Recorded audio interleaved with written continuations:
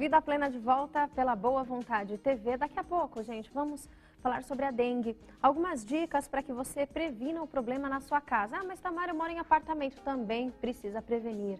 É um problema que nós sabemos que ele chega junto com as chuvas que estão acometendo o nosso país já nesse período no mês de setembro, de outubro, perdão, começando o novo mês. Começam sim as fortes chuvas e o que acontece? Água parada. Temos que evitar o problema da dengue e daqui a pouco vamos falar sobre o assunto.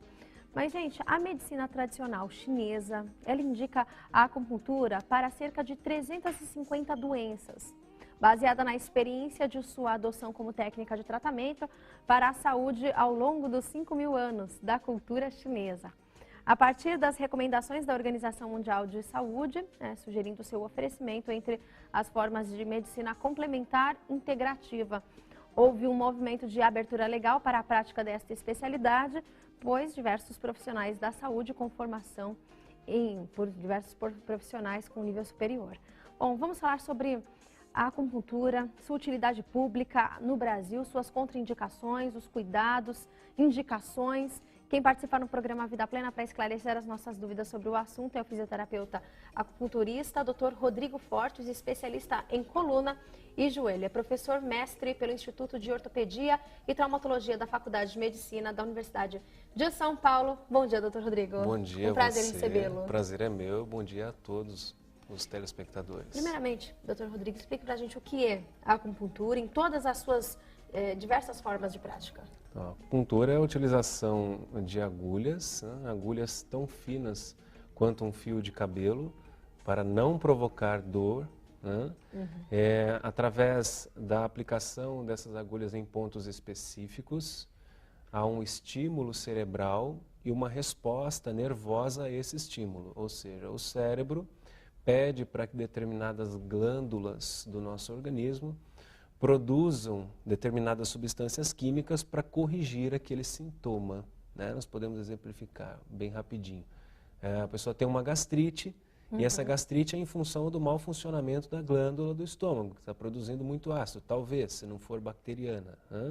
Então, com a aplicação da acupuntura, o cérebro manda aquela glândula produzir a quantidade exata de ácido clorídrico e isso faz com que o estômago não seja lesado ou lesionado com o excesso de ácido.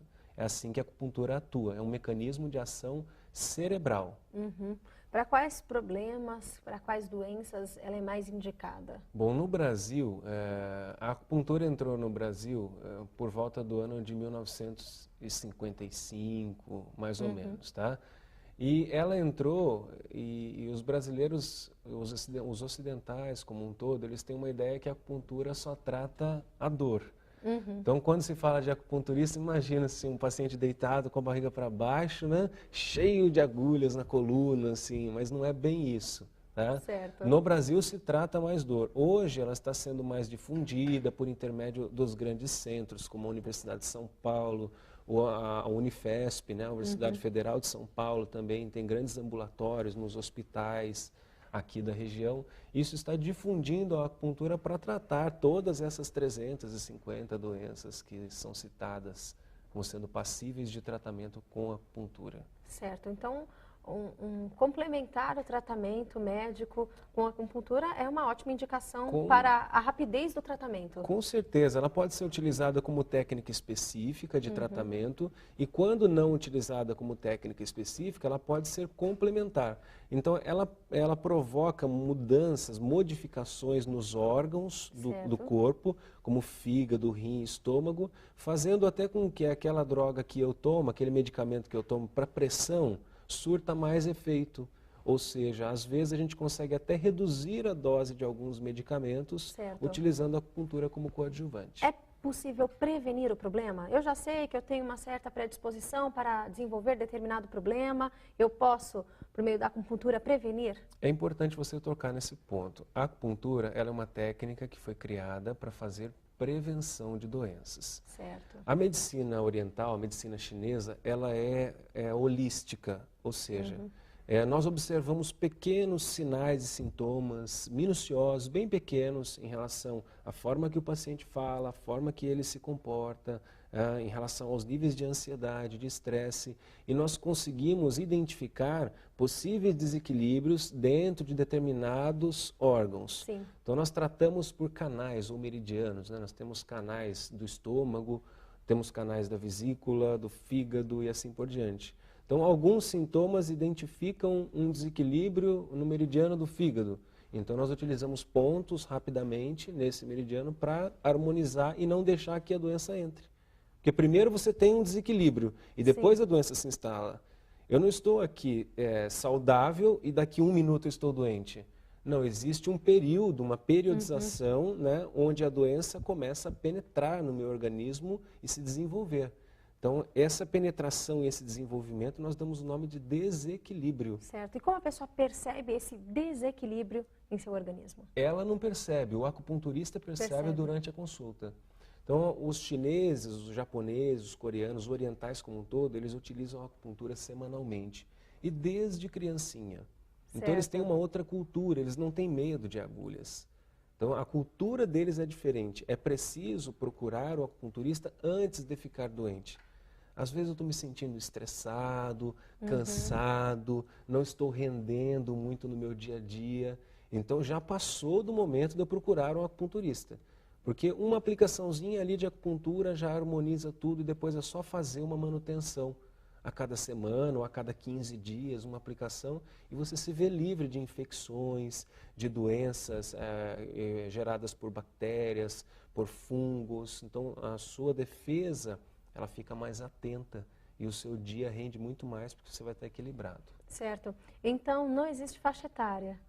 Não existe, apesar das crianças desenvolverem uma resistência por medo da agulha, né? E é por isso que nós trouxemos esse equipamentozinho aqui, que depois, se você quiser falar sobre ele, que é a acupuntura sem o uso de agulhas. Isso, né? Nós podemos fazer por esse equipamento, que é a acupuntura eletromagnética, podemos fazer por laser, podemos fazer por auriculoterapia. E os resultados são os mesmos? Dependendo da indicação. Então, Certo. existem problemas que só dá para tratar com agulhas. Existem problemas que dá para tratar tanto com agulhas quanto com acupuntura sem agulhas. Depende muito da indicação de cada caso. Certo. Como é feito o diagnóstico? Para que realmente você possa direcionar o tipo de tratamento daquela pessoa. O diagnóstico da medicina tradicional chinesa, ele é feito segundo aspectos que apenas o acupunturista fica atento a isso. A forma com que o paciente adentra o consultório, a forma com que ele fala. O ansioso, o estressado, ele não tem assim um tom de voz muito desenvolvido, assim, muito fixo. Então ele fala: ô doutor, e abaixa, ele tem essa oscilação. Então ele pisca muito, ele muda muito as mãos de lugar, ele balança muito a perna. Não, mas são reações? São pequenas reações que vão indicando, né, modificações. Tem o diagnóstico através da língua, da forma da língua, da coloração da língua, da presença de saburra na língua, que é um tecido branco que fica por cima, através do pulso, da pulsação. Então nós vamos confrontando vários sinais que nós vamos encontrando e identificando qual é o problema. No final da consulta nós temos qual é o órgão afetado em relação àquele sintoma que o paciente está apresentando. E assim são selecionados e prescritos pontos, geralmente 8 pontos, né, 4 de cada lado do corpo, para poder harmonizar aquilo tudo e aquele sintoma, aquele desconforto sai por consequência. Que interessante. Então, por exemplo, uma reação como essa que o senhor destacou, né, de mexer muito as mãos, de sempre agitado, pode ser o quê, por exemplo? As doenças mentais emocionais, que nós chamamos, as síndromes mentais emocionais, elas se desenvolvem aqui no Ocidente em forma de depressão, ansiedade, estresse, insônia, tudo ligado com equilíbrio emocional. Para a acupuntura, as doenças mentais emocionais são desequilíbrios ligados ao fígado e ao rim, ao órgão fígado e ao órgão rim. Certo. Então, geralmente, a pessoa depressiva ou muito ansiosa, ela apresenta saliva amarga, gosto amargo na boca, ela é muito irritada, ela tem pavio curto, ela não tolera muito as coisas, ela geralmente não dorme bem. ela tem hiperatividade, faz 500 coisas ao mesmo tempo. Então é aquela que assiste televisão, liga o notebook, entra na internet e está com uma revista na mão ainda fala no telefone aqui assim ainda, né?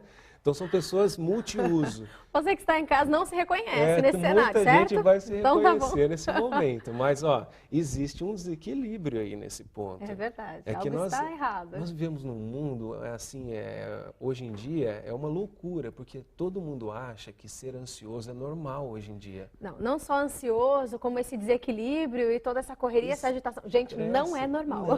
Antigamente, o estressado era o diferente. Sim. Fulano é muito nervoso. Hoje em dia, quando a pessoa não é estressado, sabe o que a pessoa fala? Esse é um mosca morta, esse daí não está nem aí para nada, para ele tanto faz, tanto fez. Porque é a regra do que tem mais. Por que ser magro é bonito e ser obeso não é bonito, segundo os critérios da sociedade? Porque a maioria das pessoas são magras. Se a maior parte das pessoas fossem obesas, o bonito seria o obeso e o magro seria o feio. Então acontece a mesma coisa com o estresse hoje em dia. Como todo mundo está estressado, o estresse virou coisa normal, mas estresse é doença, gente, tem que tratar. Assim como a depressão. Tem é que algo tratar. Que precisa ser tratado realmente. Doutor, mas é bom nós esclarecermos também quem pode praticar acupuntura no Brasil. Hoje, assim, a acupuntura no Brasil, ela é uma especialidade, ela não é uma exclusividade. Então, profissões da saúde, como os fisioterapeutas podem aplicar, os dentistas, os médicos, medicina veterinária pode utilizar também, os psicólogos já podem utilizar, mas cada um deve voltar à acupuntura para a sua especialidade. Essa é a regra geral, para que o psicólogo trate as doenças do dia a dia dele. Pois senão terá de tratar uma doença da coluna sem ter bases anatômicas do funcionamento da coluna, isso pode levar a algum perigo. Então, na minha especialidade, como fisioterapeuta, eu atuo no tratamento da dor do paciente e, logicamente, esse tratamento para a dor, ele também incide nos distúrbios emocionais. Está certo. Bom, doutor Rodrigo, nós vamos continuar daqui a pouco falando sobre o assunto, porque a nossa vida tem muitas fases. Temos uma fase mais agitada, uma mais tranquila, uma mais estressada. Como podemos realmente entrar no equilíbrio, né, do nosso corpo, da nossa mente?